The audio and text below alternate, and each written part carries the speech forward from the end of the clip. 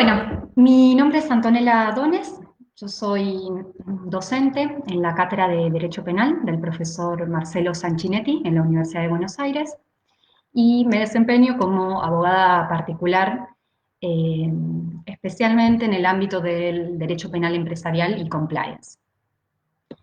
En primer lugar, quiero agradecer a las autoridades del Departamento de Derecho Penal por la invitación a realizar esta transmisión en vivo y muy especialmente a Silvina Alonso, a quien también agradezco por el esfuerzo, el empeño, por darle continuidad a la actividad académica, ¿no? A través de estos medios virtuales. Bien, el título de la exposición es, como habrán visto, Compliance e Ignorancia Deliberada. Mi objetivo, por lo tanto, es presentar el problema de la ignorancia deliberada en el ámbito de las organizaciones empresariales.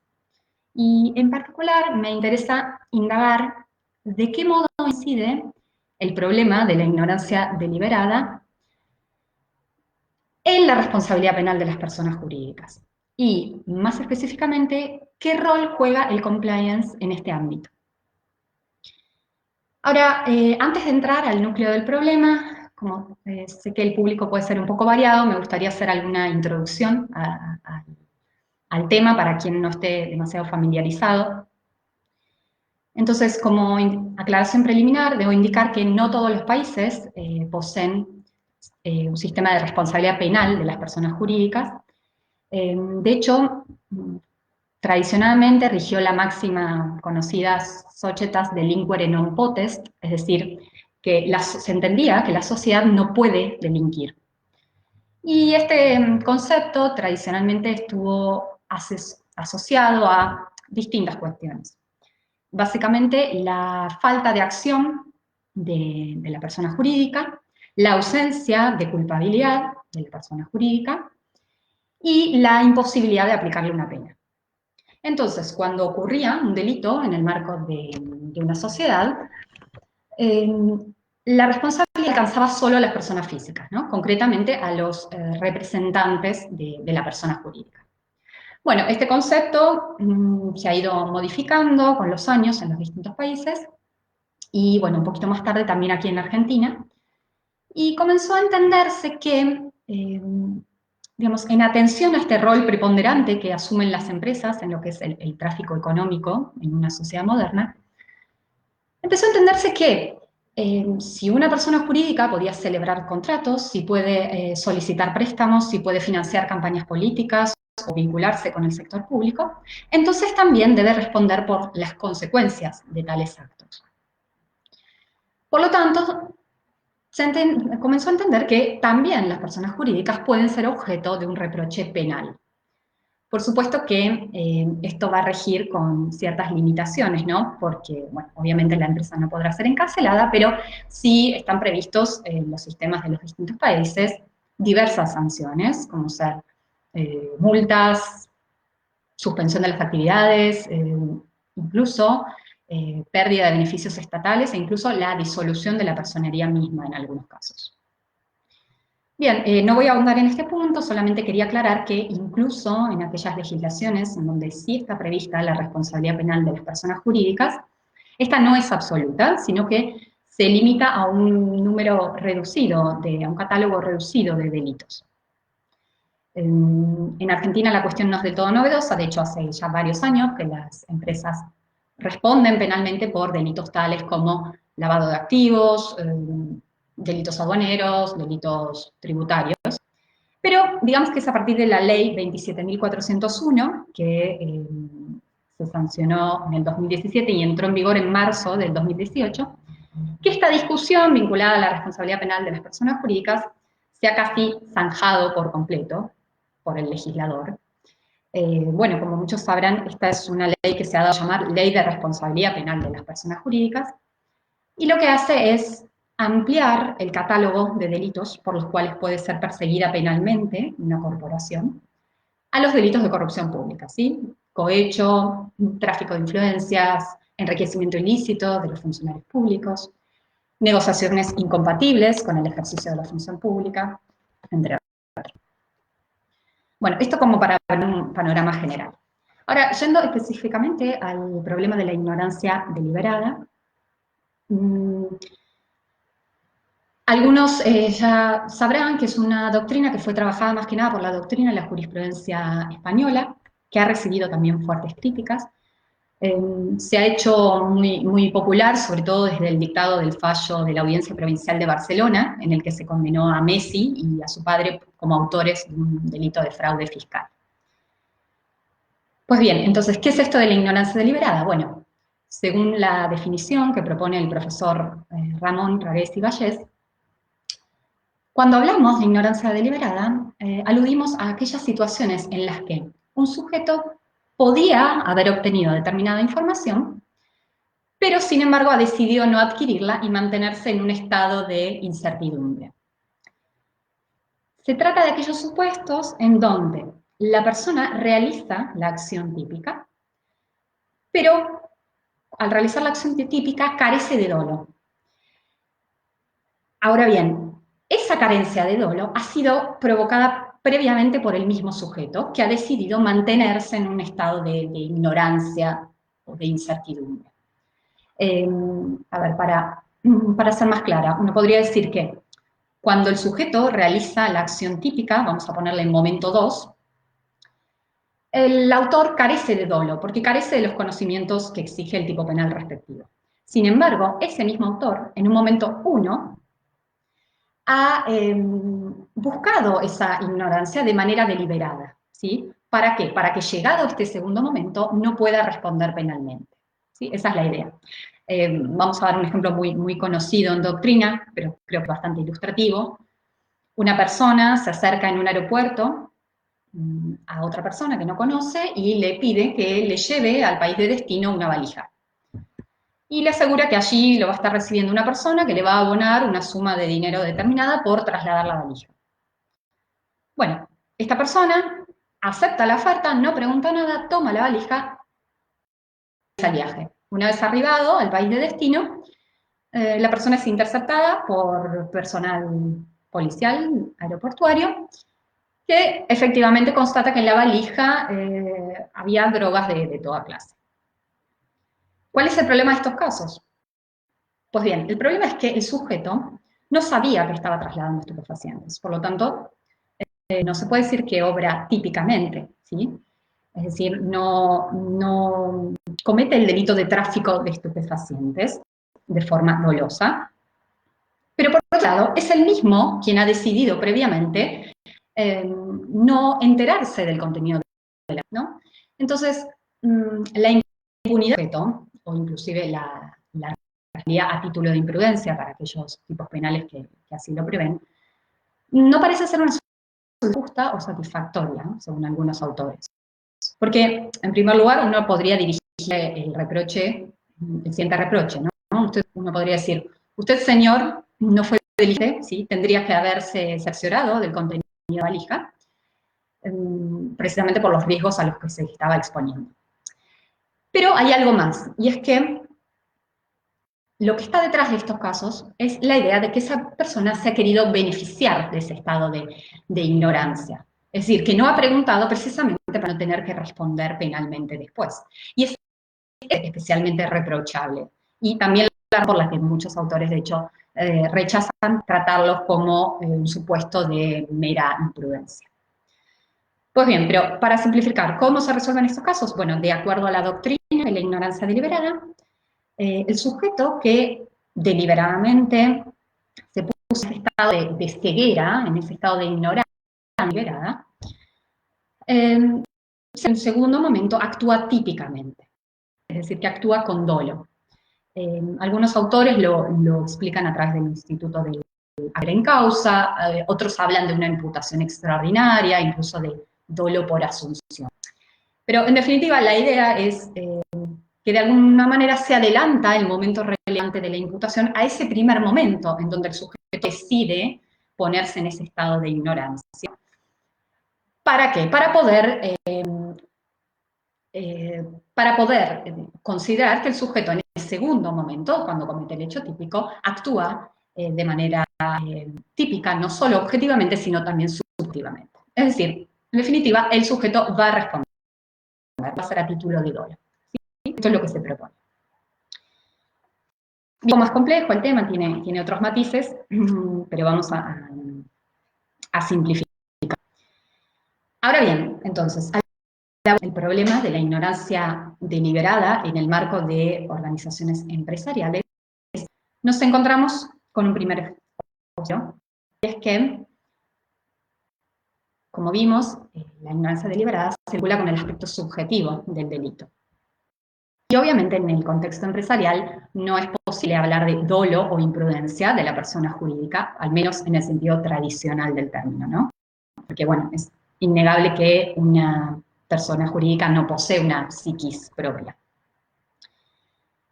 Entonces, a fin de este y otros obstáculos, la doctrina ha ido hablando distintos sistemas de atribución de responsabilidad de las personas jurídicas que rápidamente podrían simplificarse o clasificarse en sistemas de responsabilidad por atribución o sistemas de privada, en donde los actos de las personas físicas son atribuidos o transferidas a la persona jurídica, y por otro lado, de responsabilidad genuina o auténtica, donde entiende que la empresa responde por un hecho propio. ¿Sí?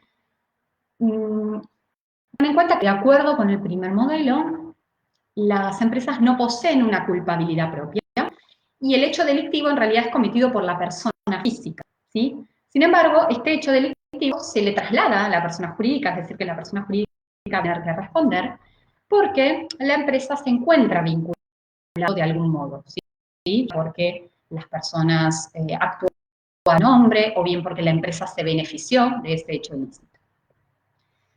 Ahora, el segundo modelo, la auténtica o genuina, se entiende la empresa sí posee una culpa propia y entonces que es ella que comete el hecho delictivo.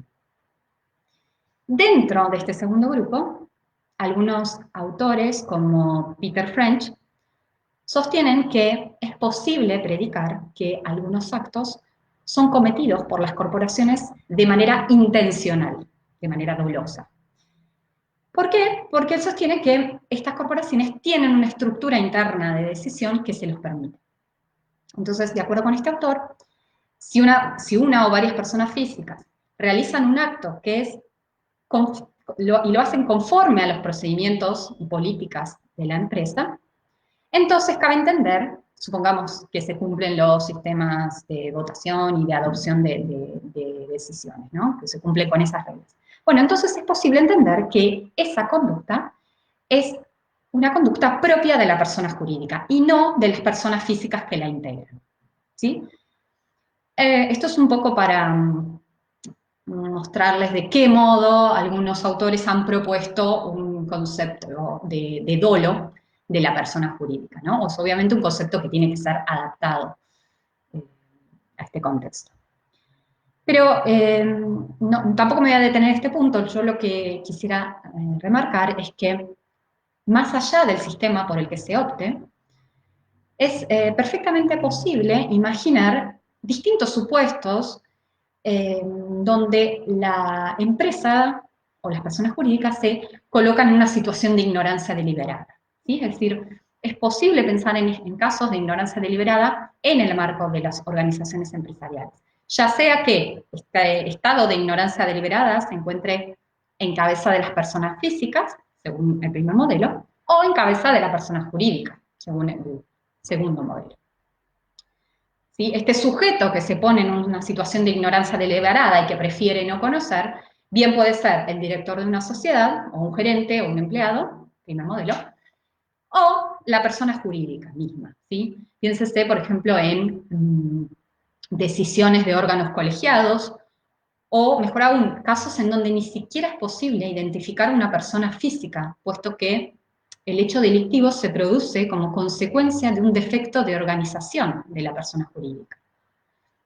Bueno, quien crea entonces firmemente en la idea de la responsabilidad penal de las personas jurídicas, como es mi caso, no va a tener problemas en imaginar supuestos en donde la empresa deliberadamente se coloca en esa situación de ignorancia para eludir responsabilidades después.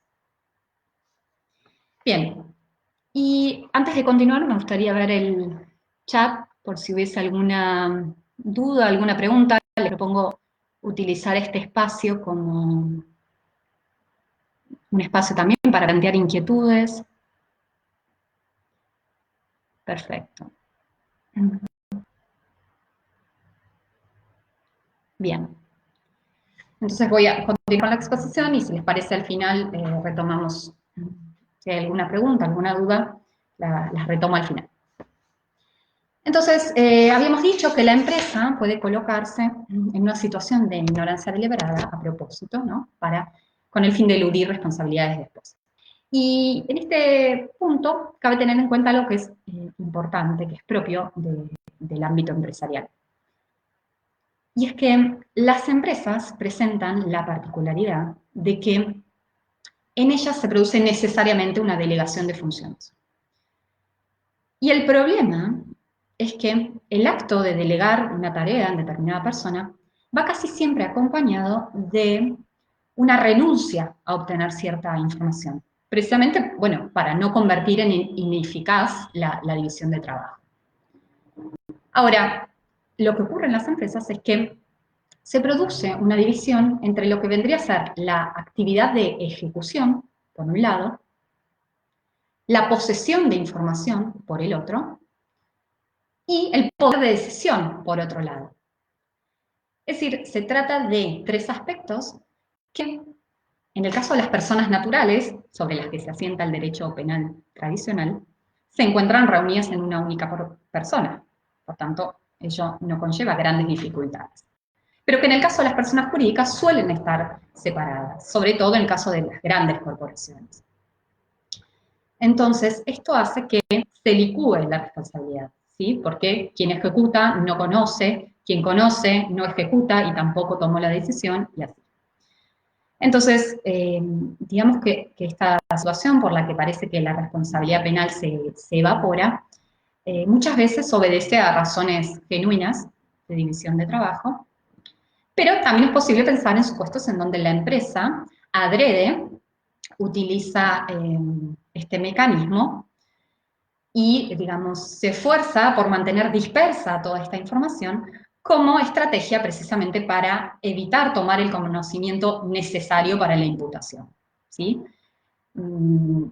Es decir, se hacen esfuerzos para que ninguna persona en particular tenga todos los conocimientos y de esa manera evitar la responsabilidad penal. Bien, ¿qué hacemos entonces para resolver estos casos?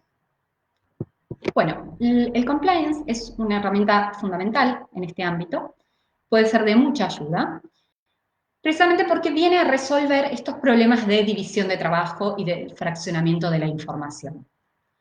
Para aquel que no esté familiarizado con el término, los programas de compliance son programas en donde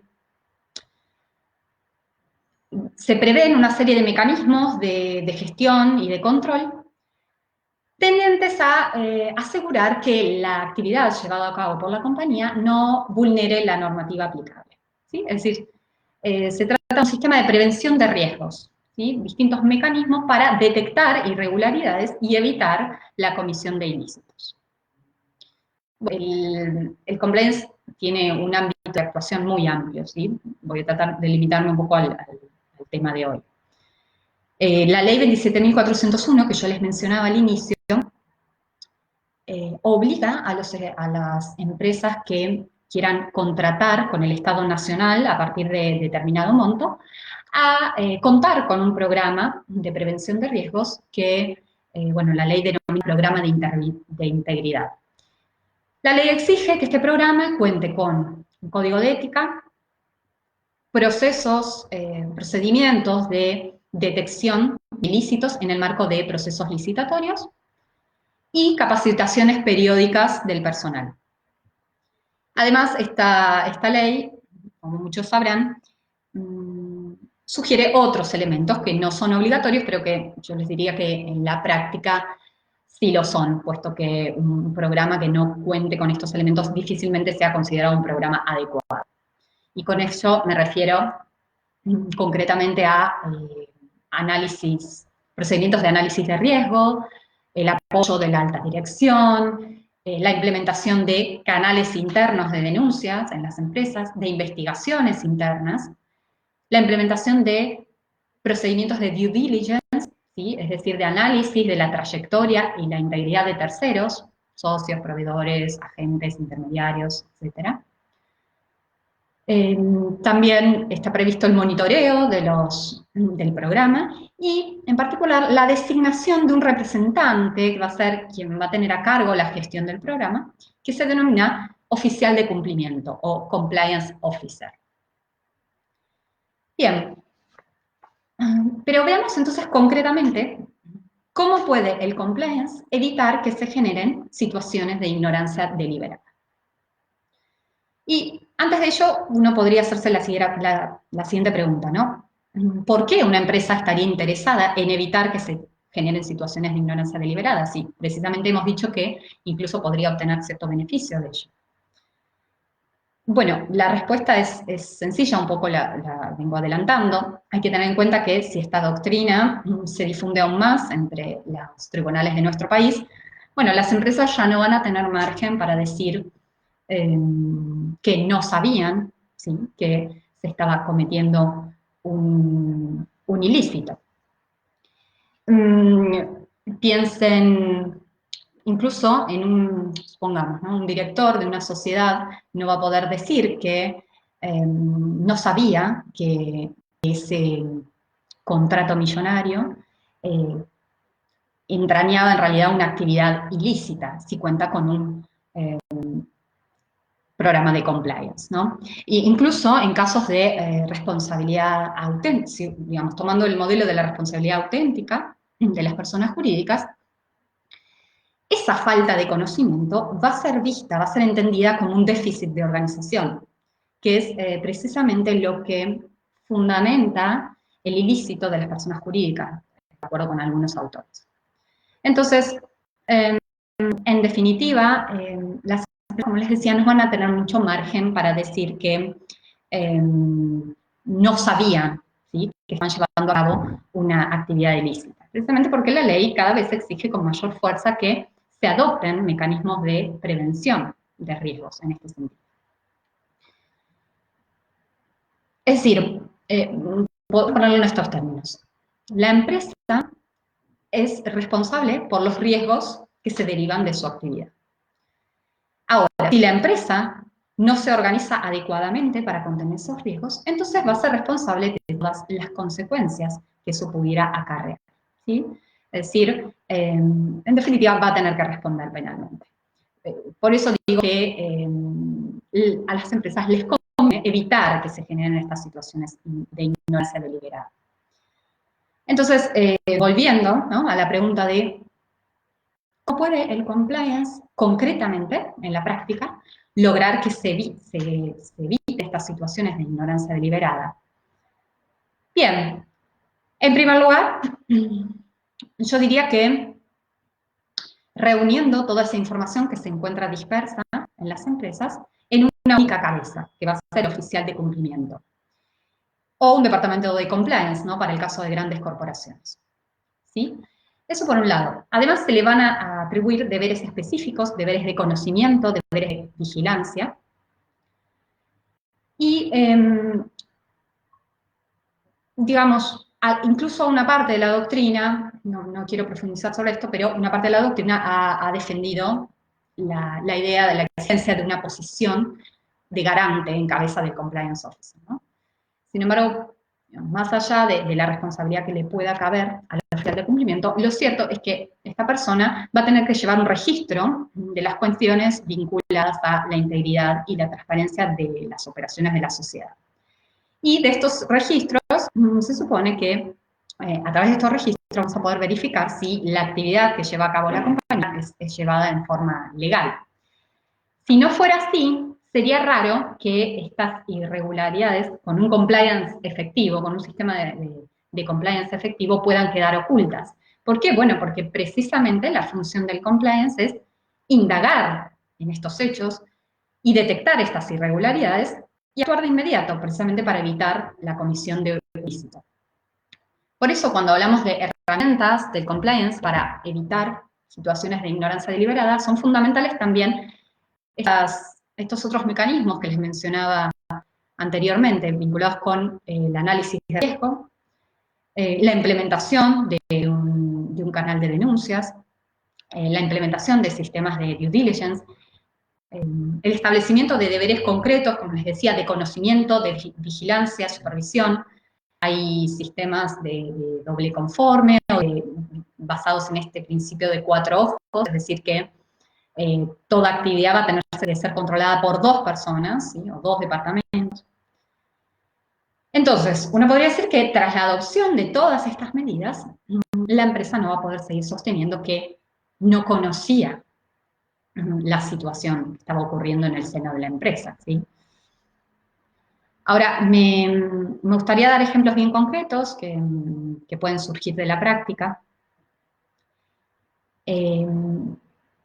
Existen, digamos, las mejores prácticas en compliance sugieren la presencia constante del oficial de cumplimiento en las reuniones de directorio.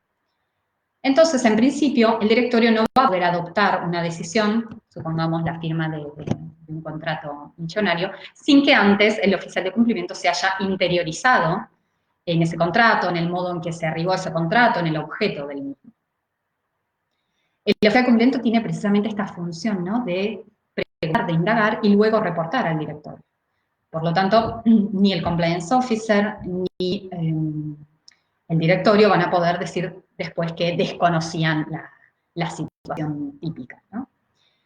O para dar otro ejemplo, supongamos en una empresa en donde existe un programa de prevención de riesgos, se distribuyen formularios entre todos los miembros para indagar sobre posibles vínculos de los miembros de la compañía, vínculos de parentesco o de amistad con funcionarios públicos. ¿Esto para qué? Bueno, para evitar, para indagar sobre posibles conflictos de interés.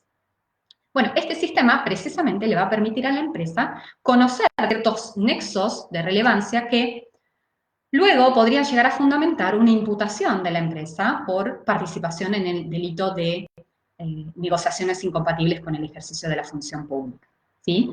Es decir, el director ya no va a poder decir, o la empresa no va a poder defenderse válidamente diciendo que el primo, que un gerente, que no sabía que el gerente de la compañía era primo del ministro de Educación con quien acaban de celebrar un contrato de, no sé, de suministro de computadoras, ¿no?, para escuelas públicas, supongamos, por dar un ejemplo.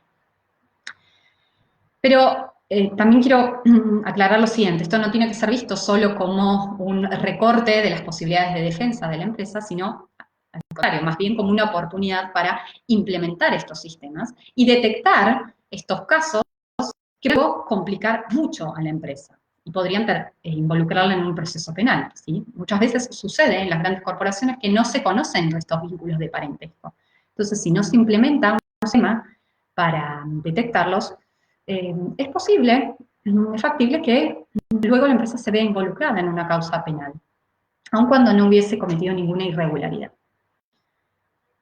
Entonces, de este modo, a través de un sistema de compliance, se intenta que salga a la luz toda información vinculada con la integridad, la transparencia de las operaciones de la compañía, y de ese modo se intenta disminuir los casos de ignorancia deliberada, ¿no? En el primer ejemplo, entonces, el director no va a poder decir que no sabía que ese contrato millonario había sido obtenido mediante sobornos a funcionarios argentinos, por ejemplo, si existe un dictamen del oficial de cumplimiento o una oposición expresa en ese sentido.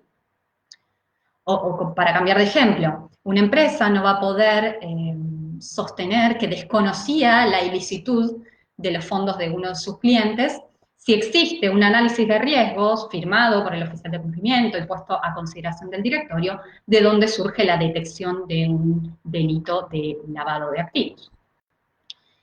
O al menos de un riesgo, ¿no?, de delito. Entonces, creo, y acá yo diría que este sería el punto central de mi exposición. En definitiva, el compliance viene a destruir ese estado de incertidumbre que caracteriza las situaciones de ignorancia deliberada. precisamente una de las misiones del compliance es eso, es lograr que las personas físicas se interioricen en aquello que deberían conocer, de acuerdo con esta doctrina. Bueno, los ejemplos de la práctica son inagotables, ¿no? Uno podría pensar también en el caso de una empresa que para realizar una obra pública conforma una UTE con una compañía que es muy conocida en el mercado por sus altos índices de corrupción.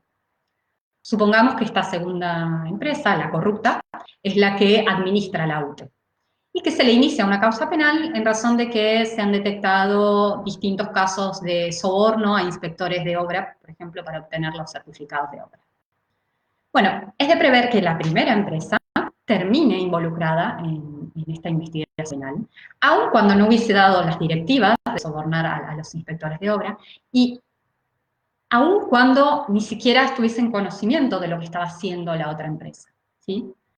Ahora, si esa misma empresa hubiese tenido un programa de compliance, probablemente habría implementado un sistema de due diligence para analizar a este potencial socio y probablemente también habría evitado la asociación en razón de que no parecería ser un socio muy conveniente, ¿no? Dada su mala reputación.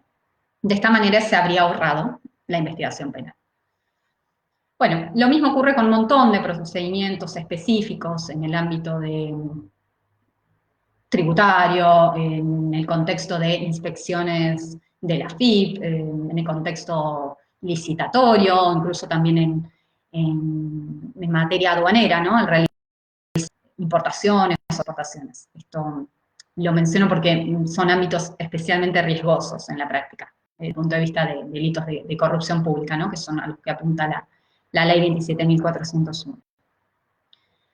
Ahora, y esto ya para finalizar, por supuesto que lo que he venido diciendo es un poco el objetivo del compliance, ¿no? A lo que apunta. Pero esto obviamente no significa que ese objetivo se alcance, ¿no? En la práctica. ¿Qué quiero decir con esto? Si no hay voluntad, es probable que ese objetivo no se alcance. Podrían existir empresas que adoptan programas de compliance que usualmente son denominados compliance de maquillaje, ¿sí? Que no son más que una puesta en escena, ¿sí? Supongamos, para pensar en este otro ejemplo, una empresa se dota de un buzón electrónico para recibir denuncias de los miembros de la empresa respecto de delitos cometidos por otros trabajadores de la compañía.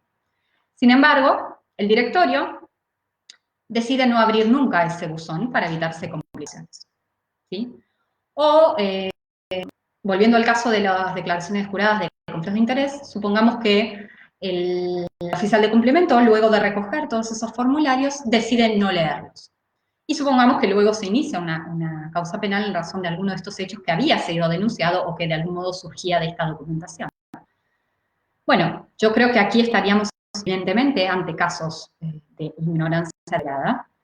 Y con esto lo que quiero decir es que, de vuelta, un programa de compliance no asegura de por sí que estas situaciones de ignorancia deliberada se eviten en la práctica, ¿no?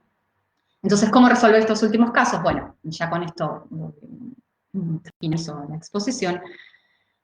Va a depender un poco de lo que diga la doctrina, la jurisprudencia, que tendrá este gran desafío de conjugar criterios clásicos de derecho penal, criterios no tan clásicos o más recientes, vinculados a la doctrina de la ignorancia deliberada, con conceptos propios de la responsabilidad penal de las personas públicas.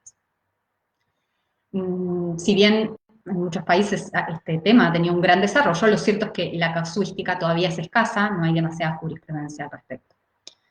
Lo que sí puedo afirmar es que supuestos como estos últimos que les presentaba, ¿no? Donde se producen situaciones de ignorancia deliberada, aún en organizaciones que cuentan con programas de compliance, no hacen más que hablar de la ineficacia de estos programas, ¿no? ¿Y por qué destaco este punto? Porque a su vez, la eficacia o ineficacia de estos programas va a tener una incidencia directa en la posibilidad para aquellas legislaciones que así lo prevén, como la Argentina, de que la empresa pueda obtener la exhibición de pena en el marco de un proceso penal, ¿sí? la ley exige algunos requisitos dudosos, pero esa sería otra discusión. Si se cumplen ciertos requisitos, la empresa podrá, si demuestra que tiene un programa adecuado de compliance, podrá incluso obtener la exhibición de pena en el marco de un proceso penal. Entonces, de allí la enorme importancia de contar con estos programas de compliance, ¿sí? Entonces, resumiéndolo en una sola oración, estos programas no solo evitarían situaciones de ignorancia deliberada que en definitiva van a hacer que la empresa tenga que responder, sino que también, una vez iniciado un proceso penal, estos sistemas permitirían a la empresa incluso obtener la exhibición de pena. Bien, esto es, en líneas generales, un poco lo que les quería comentar. Espero no haber sido clara, no haber sido demasiado aburrida. Voy a revisar el chat, entonces, a ver si hay preguntas o comentarios.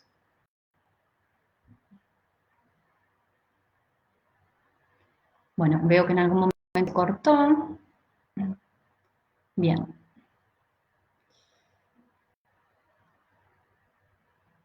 Les pido paciencia para ir leyendo los comentarios. Acá me preguntan, ¿no es posible pensar en ambas responsabilidades en simultáneo? Sí, perfectamente. De hecho, hoy en día responden, en realidad depende del caso, ¿no? Pero la realidad es que pueden llegar a responder tanto las personas físicas como las personas jurídicas. Es decir, no es que una cosa ya a la otra. Después hay que ver, ¿no? Si es un déficit propio de la organización no atribuible a ninguna persona física, o si hay alguna persona física a quien podemos atribuirle el hecho. Pero sí, una responsabilidad no excluye a la otra. Podría darse una, podría darse la otra, es decir, la de la corporación, o podrían darse las dos. En los casos de lavado de activos, si no hubiera uno de los manuales de prevención que las sociedades deben tener, podría utilizarse como medio de prueba para imputar responsabilidad al oficial de cumplimiento designado y no a la persona jurídica, si no hubiera cumplimiento de los manuales de prevención. Sí, la cuestión de la responsabilidad del oficial de cumplimiento está bastante discutida. Como les decía, algunos hablan de posición de garante, pero es una construcción difícil también, ¿no? Porque para eso se necesita que el autor pueda ser, perdón, que el oficial de cumplimiento pueda ser autor. Muchas veces el oficial de cumplimiento lo único que hace es omitir. Entonces ahí tenemos un problema dogmático, ¿no? Muchos, de hecho, lo único que reconocen es una participación necesaria omisiva del oficial de cumplimiento en ese hecho típico, pero que no le daría la de autor. Aquí dice, decía considerar a la responsabilidad social junto con la responsabilidad penal. Sí, es decir, eso también no excluye responsabilidad de índole administrativa, eso pueda, digamos, son procesos independientes.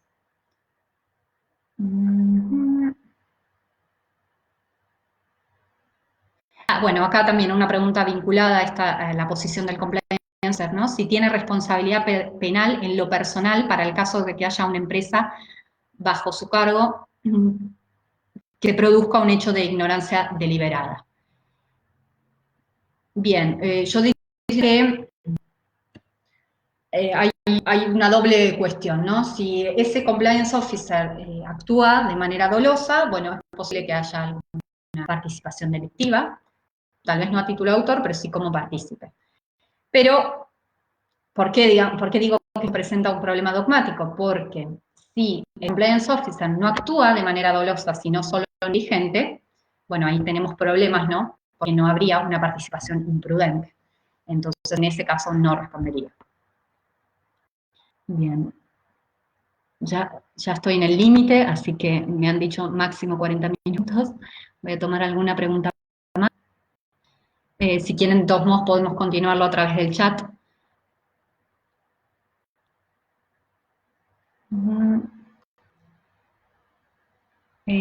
bueno, aquí me hablan de las sociedades bolsa, entidades financieras. Sí, ocurre que en estos ámbitos está todo mucho más normado, sí, hay procedimientos obligatorios, ¿no? Por ejemplo, en materia de lavado de activos hay, como se sabe, sujetos obligados, ¿no? A informar, a reportar a la UIF movimientos sospechosos, entonces digamos, hay menos margen, yo diría, para que se verifiquen situaciones de ignorancia deliberada. Bien. ¿Algún fallo para recomendar? Si es vinculado a la cuestión de la ignorancia deliberada, sobre todo los del Tribunal Superior Español. Hay muchas críticas también sobre este tema. En compliance hay poco, la verdad que hay poco. Hay algunas sentencias en España, en Italia, y aquí el desarrollo jurisprudencial ha sido así nulo. Bueno, ya me parece que ya me estoy excediendo, así que bueno, les agradezco a todos, agradezco sobre todo a las autoridades del departamento, de vuelta, por permitir la realización de este evento, y bueno, a todos los que han estado escuchando, y aprovecho esta ocasión para comentarles que en breve el Departamento de Derecho Penal va a estar difundiendo un podcast donde distintos profesores de la Universidad de Buenos Aires abordan el problema de la ignorancia deliberada. Y bueno, es interesante para quien esté interesado, va a poder acceder desde el sitio institucional de la facultad y se va a estar difundiendo a través de Facebook. Así que bueno, me despido y nuevamente les agradezco muchísimo la participación. Saludos, buenas tardes.